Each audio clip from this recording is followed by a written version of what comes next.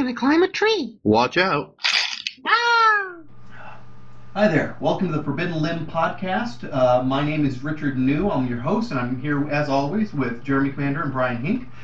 Today, we're going to continue our discussion from the last 2 weeks on When Is My Game Ready, Part 3. Woo! Three-peat!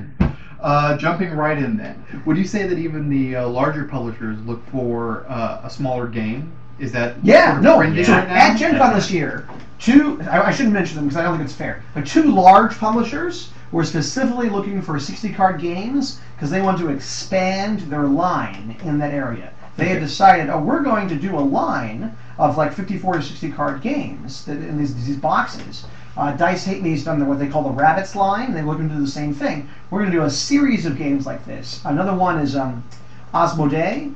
Osmodee has these games in these little tin boxes about yay big that are 110 cards or less, the timeline and the card line games. And they have a whole series or line of games that have that size, that style of component. Those are fun. And so for a smaller publisher, I can speak to that. The risk is much lower. If you have the more components, the more risk. So if you're a larger name in the industry, you can have a big box game, and it's fairly low risk because you know people are going to buy that game from you. But if it's a small publisher, you don't know that. So if you can do a small game, you can take a risk and say, this is I'm risking a small amount of money to make this. This game is going to cost me $10,000 to do a 1,000 unit print run, and you can take that risk, or you can do a Kickstarter campaign that can be funded for $10,000. It's not that hard. It's fairly low risk in that way. So simply the more components, the more risk. Okay. Can I grab the Manhattan Project back? Yeah. Is that okay? The full. Either one. Any old ones. A random prop here. So, James Matthew, who runs Minion Games, he may be the opposite of some other publishers. Other publishers are looking for that low risk. Yep. He has done Kickstarters, all kinds of different sizes, levels of games, and he's only ever done well or made a lot of money with the big Euro style game. So last time I talked to him, this may have changed. That's the only thing he was looking for. He was looking for like this $50, $60 price point, $70 price point game, a big Euro game, because he had been successful on Kickstarter with the Manhattan Project and with Hegemonic and doing those kinds of big games. And that's the thing too. I guess that's a good point. Also, the larger the components, the bigger the box, the bigger the margin usually. Yes. So if you have a very small game, you can't charge a lot of money for it. You're only going to be making you might make $1 on each game in distribution. But on a game like Hegemonic, you're probably making 10, 15 bucks on each copy. But you have to get people who are willing to pay, I don't know, 60 bucks, 70 bucks. It's an expensive game. Yeah. So margin is bigger, also. That grows along with components. Jimmy Stegmeyer, who's been very successful on Kickstarter with Viticulture and Euphoria, was doing big box games. The Viticulture, the #1 pledge level for his Tuscany expansion for Viticulture was $100 for the base game and the expansion, both which are like $50 big box games. And I think they're going to retail for like 60 or 70 a pop when they actually come out. And then so also, like, if you're doing a Kickstarter campaign, you have a base $50 per game. You can easily get, I shouldn't say easily, but it's not that hard to get over $100,000 too. And when you get to that point on a Kickstarter campaign, that's really sexy and it looks really successful. So when you say James Matthew has been was really successful with Hegemonic, the number was high, but I don't know how much they made on that at Minion Games. Right. But it is that one they took a bath on. I think we talked about that earlier. Yeah. Because we're talking about pricing your game, because the metal coins in that one went badly. Right. So yeah, and the other thing is a big box game is more components, more things, more chances for a component to be missing, and so that can be kind of a hassle to do all the customer service to fulfill that. Yes. Richard, I have a question for you. I know that you do as a part-time job for fun, are a consulting trading card game designer for the Star Trek trading card game on the Trek CC Continuing Committee website. And so you guys go through playtesting lots of expansion sets for that trading card game. How do you know when a set is ready? How do you know when it's ready to release that set? Well, that's a fantastic question. As an expansion of a set, it's a little bit more difficult because the further along you go in, and we are at expansion. I think the one I'm testing right now is 33. So I mean, it's a trading card game, so it's like you can just keep cranking things out. It has to work with the thousands of cards that came before. So it's really a matter of what type of set you're trying to make. Are you trying to make also what your goals are? For instance, is your set supposed to be like out at a specific date, or do you want a specific size coming out? We've recently sort of changed over the scope of how we've been doing it. We've gone from sort of size to date. We want to make it a lot more regular about when things come out. So you're willing to make a lot of cuts and Yes. shrink the set down Yes. to make your release date. These we are not want- tested well enough. They're not tested. We're going to cut them. Right. And before it would be, okay, this set of cards that we're trying to get, something to work with, it's just not working out yet. It's not balanced yet. It's not, making us happy. We'll just keep playtesting it until it finds some sort of balance, or we Bumping find the release date further and Exactly. further in the future. Then players are sitting there longer and longer periods of time, not being able to, play with the new cards because they don't, it's not finished yet. So it really depends on what it is that you want your audience to have as their experience. Do you want them to have a regular 3 times a year you're going to get a set of new cards, and it might be a set of 9 cards. We do it in sets of 9 because the 9 Something new. Pretty crazy, but if only 9 are ready, that's pretty much our design philosophy now. If however many are ready, that's what we're shipping out at that particular time, or publishing on the site actually.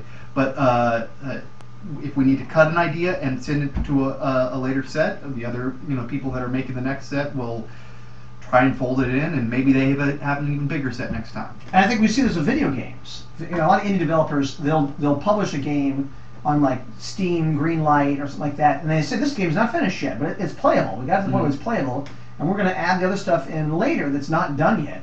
Or you can even argue that the biggest video game right now is Bungie's Destiny, right?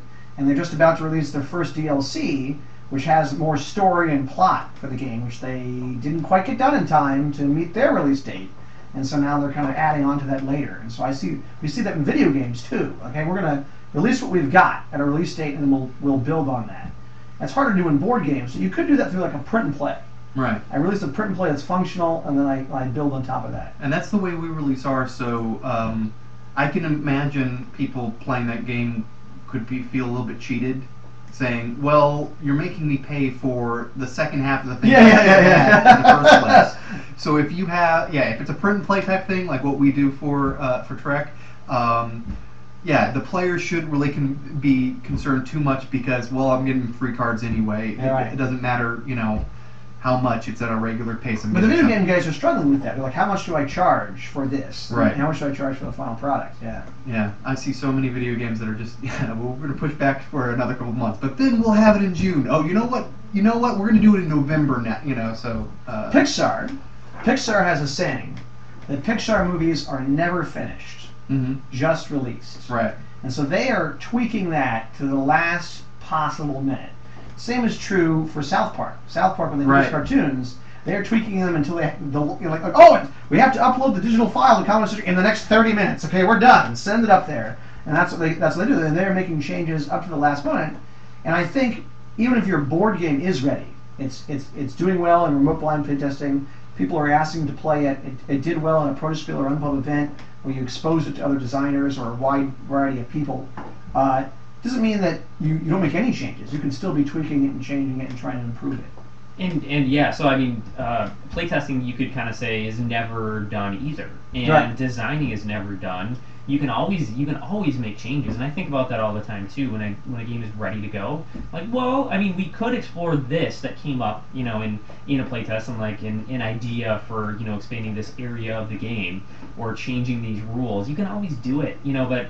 You this is where a designer has to come in and just say like, well, is it worth possibly delaying my schedule, and is it something that I'm pretty sure is going to improve the experience people are having, rather than just change it, because you can always change things, but you got to make sure it's a good change, that it's a positive. And I think you did this with New Salem. was you had the game. First, you're trying to get the balance between the witches and the Puritans right, then you got, or the townspeople right, and then you got that right, and the balance was there, and the game played well, and it had good tension, and then the game was good. It was ready. And then you were focusing on like the trial and the pardon, and exposing the witches at the end. What this did is this created this in-game pop where the stakes are higher at the end, and that was the game was testing well. But can we make the finish more exciting? Yep. By tweaking this at the end. Yep. Sometimes you get to the final round in the game, and you would know, like, I have probably a 1% chance of winning. Like my team, the witches or the Puritans. So that's not a good experience. When you're that 1% and you think there's almost no way that we can win. So that was a tweak that we made at the end to make sure that it was exciting and like either side can win. It's kind of like the Family Feud. In the last round, anybody can win. Triple points, man. It shouldn't be that random, and it's not that random. Well, even if it's close, because there's that pop at the end. Even if it's a close game, the tension is now escalating. Yep. Because you're like, well, I think we got it, but we got to wait to see what the final comes out. Like, oh no! It's that tension is still there. Yep. And the nice thing about games is you can actually make those tweaks after the original production of it and release of it, and make a new edition. And you're not like George Lucas and doing his stupid changes. That's true. My favorite is E.T. My favorite is E.T. Having the walkie-talkies. The walkie-talkies instead of the guns. Stop, kids, or I'll call you in. And you can always do another edition. If the game does well in the first print run, like Good Cop, Bad Cop, we're working on the second print run, and we are making a few tweaks actually to it. Some things that we've found after more and more people now, hundreds and hundreds of people have played and given us some feedback. Like we've seen that this is people have emailed us with questions about this. People understand this icon. Yeah, so there's a typo here. We're changing just a couple words just to make it a little clearer, and then we're actually gonna what we're probably gonna do with this also is the equipment in Good Cop, Bad Cop. We're gonna have that be based on the number of players. So there's a couple pieces of equipment that doesn't work quite as well with smaller numbers of players versus larger numbers of players in the game. So we'll allow people to same take those out.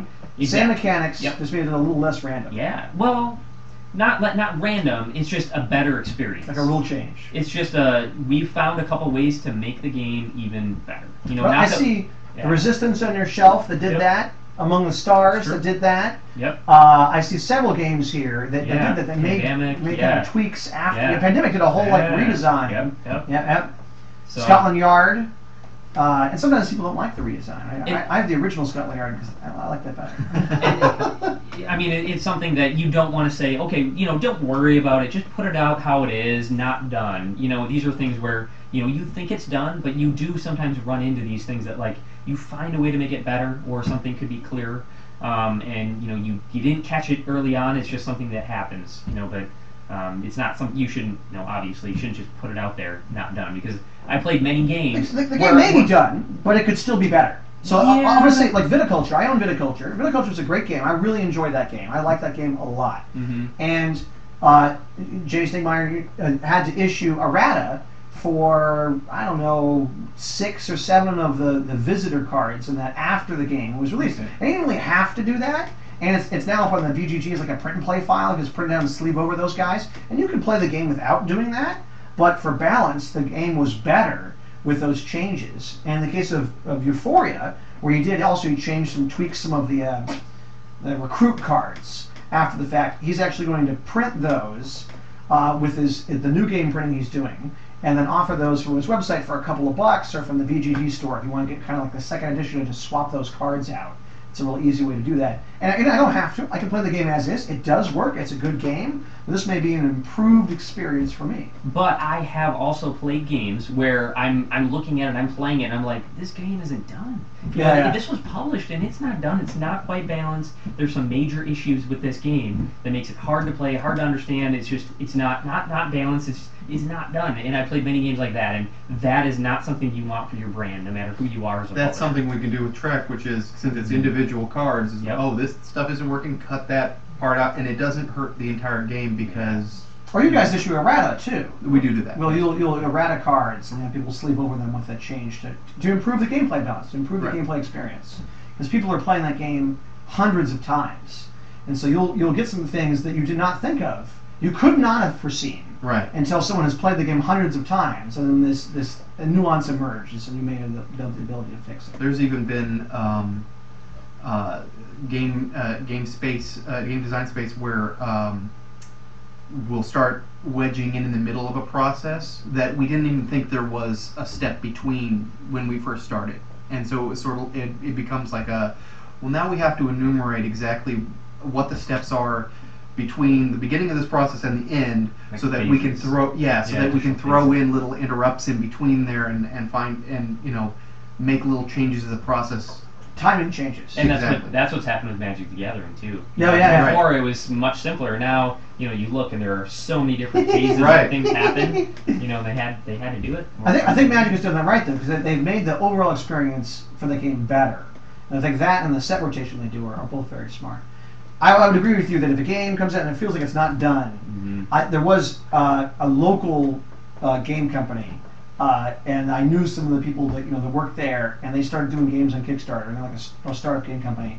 And I backed one, and I hadn't received delivery of it yet, and I backed the second one, and I got both of them, and both the games were not playtested enough. They had like obvious classic flaws. Yep, and you can't buy one of those games again. And Yeah, and so there are- I stopped backing them, and actually I think, and part of that, they diversified out of board games and moved the company in a different direction. But that's something where that's all on the shoulders of the publisher, really. Yeah. The publisher has to decide, is this game done, and if it's not, then you can't publish it. And there are publishers, I'm not going to name any names, but I'm not going to buy their games because they have given me games that aren't done. Yep. Today on Kickstarter, I got an email, and it said, "Oh, we got our new game coming out. It's the so and so game." Like, oh, I looked at the Kickstarter page. Like, this looks pretty cool. And then I looked at the publisher, and I was like, "Wait a minute, is that the publisher that's sitting in that really horrible game?" I mean, I got this game. It's a worker placement game. It's a worker placement going first is a huge turn order, huge advantage. And the rule in the game literally was, at the end of the round, determine who's winning. They get to go first in the next round with their worker placement. I'm like, are you kidding? We went like it 3 times. Yeah. If you're winning, win more. Get the most favorable possession. And so I'm like, so I went and looked them up, and it was not. I confused 2 publishers. Okay. And so they're like, oh, okay. And so I backed that game. It was Right. that it was actually guys who had done one of these under a different label. I'm like, oh, okay, I like that game. They did a good job. It was well tested. Once again, tells you the importance of having to ask yourself, is this game finished? Right. When am I finished with playtesting? Right. And I This is think- what our question today really is. And I think the games that I got on Kickstarter that were not done is because they were too insulated. Maybe they had done local testing, maybe they had done blind playtesting. They had not done remote blind playtesting, and I know they had not gone to unplayable protospiel. Like the 2 games in particular from the same publisher that were not done, a single trip to an unpub or protospiel event probably would have fixed the classic design mistakes in those games, which were easy fixes. And that's what a Kickstarter campaign has to do for me. It has to prove to me that this game is done, it's been well play tested, and hopefully have some credible reviewers too who have played it and can explain how done it is and how fun it is, and they will be honest about what isn't working. And if you can get a reviewer like that to say your game is really fun and done, then I look for will back reviewers your I've heard campaign. of, and I look for the unpub seal, and I look for the protospiel seal, because Yep. those tell me Definitely. the pedigree of that game. And that's going to become more and more true, I think, in Kickstarter too, as the It's getting more as time crowded, goes on. Yep. more noisy, Yep. lots more competition. What says this? What says this game is good enough? Yep. I think like any system, you're going to get a lot more codification of what is considered to be the rules, what is considered to be the norms as time goes on. It makes sense. People pay thousands of dollars for a purebred dog because they have confidence in the pedigree of that dog. Right? They pay tons of money when the dog down at the pound is free. Mm-hmm. But the pedigree is so attractive, and so I think if you can build that for your game through remote blind playtesting, protospiel, unpub, reviews, that makes their game a lot more attractive for others. Well, I think you guys have done a great job taking us through from beginning playtesting all the way to the end and hopefully publication. All the things that we need to know. I'm excited to try that out myself someday. So thank you guys for joining me. Again, this has been Richard New hosting with Jeremy Commander and Brian Hink. And thank you for visiting us at the Forbidden Limb podcast. Bye bye.